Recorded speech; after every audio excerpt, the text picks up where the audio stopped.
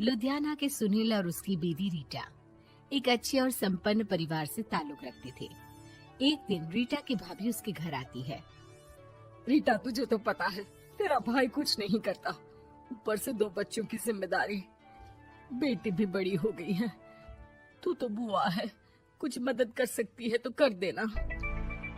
कहाँ पैसे हैं भाभी, बस समझ लो किसी तरह हम लोग भी दिन काट रहे हैं। 2 ही तो कार है और मेरी बेटी भी बड़ी हो रही है। अब उसके लिए कार लेनी है तो 10 लाख का खर्चा तो लग ही जाएगा। तभी वहाँ सुनील आ जाता है।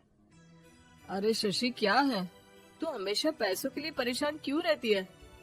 वैसे क्या जरूरत थी बेटी की शादी इतने बड़े घर में तय करने की? अरे पैसे नहीं थे तो ऐसे ही कर देती कहीं शादी। इतने बड़े होटल में क्यों कर रही है शादी? लेकिन यहाँ तो मामला शादी का है, डेट तय है। दरअसल तेरे भतीजे के पीएफ के पैसे आने हैं, पर उसमें देर हो रही है। जैसे ही पैसे आ जाएंगे मैं तेरे अकाउंट में डलवा दूंगी। ठीक है, हम लोग सोचकर बताएंगे। तभी वहाँ भतीजा आ जाता है।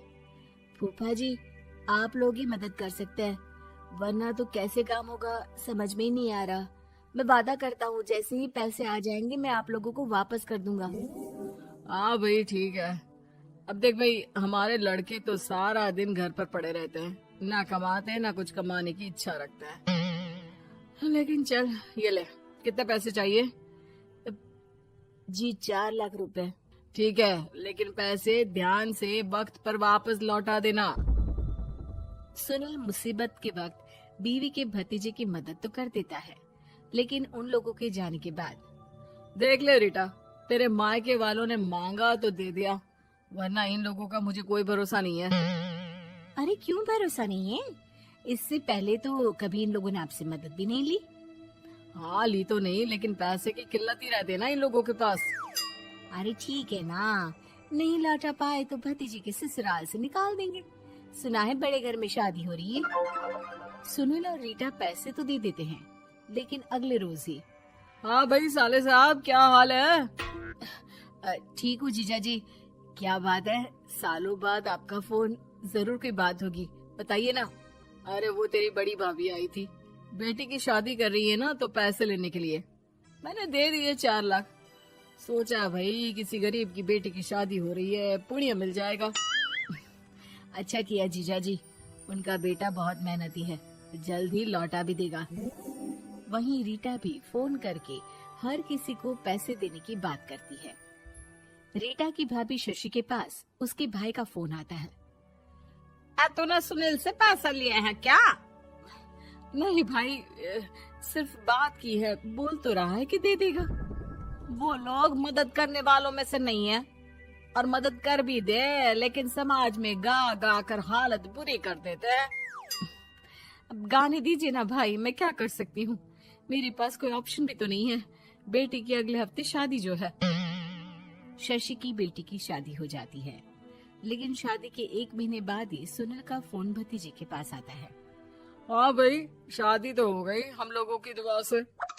अब देख, ऐसा ही फायदा होता है पैसे वाले रिश्तेदार हो तो। तेरे वक्त पर हम कैसे खड़े हो गए थे, लेकिन अब पैसा लौटा दे भाई।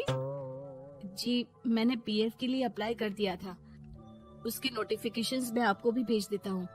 मुझे लगता है 10 दिन में पैसे आ जाना चाहिए।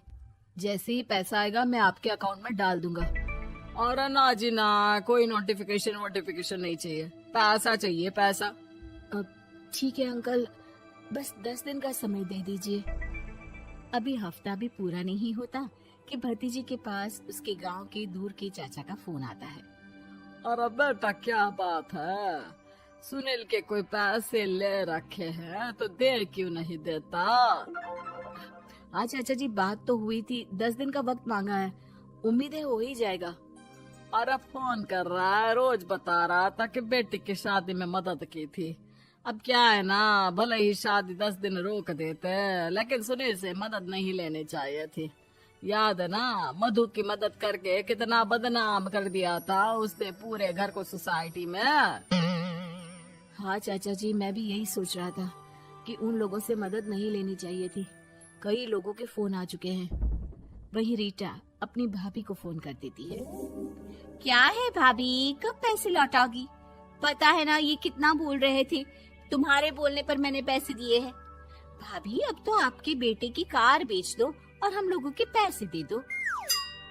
अरे लेकिन रीटा, बात तो 3 महीने की हुई थी ना, अभी तो 2 महीने भी नहीं हुए पैसा लिए, थोड़ा तो सब्र करो।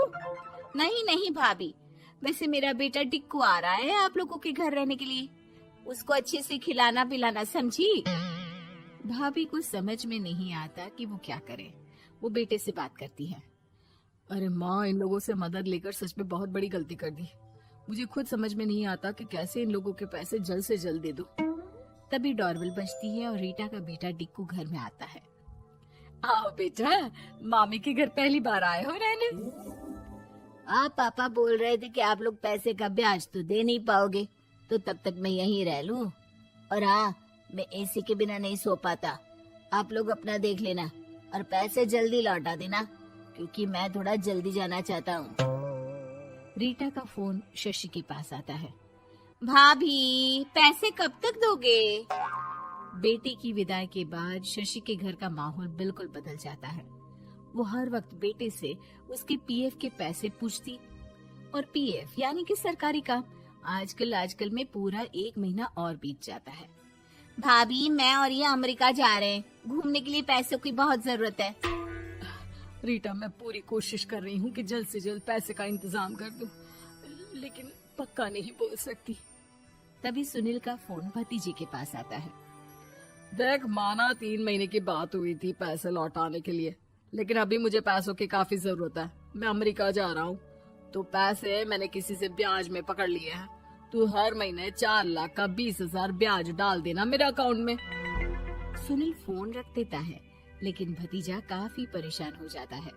वो ऑफिस से शाम को घर आता है कि माँ पूछती है, क्या हुआ बेटा? बेटा माँ को सारी बात बता देता है। माँ भगवान के सामने हाथ जोड़कर खड़ी हो जाती है और रोने लगती है कि तभी बेटे का मोबाइल पर मैसेज बजता है। माँ, पीएफ के पैसे आ गए। और वो ऑनलाइन ही सुनील के पैसे वापस कर देता है। भला हो भगवान का। लेकिन आज एक बात तो समझ में आ गई, मदद हमेशा उन लोगों से लो जो मदद के बदले आपसे मदद में दी गई रकम ही वापस लें, ना कि समाज में आपकी इज्जत।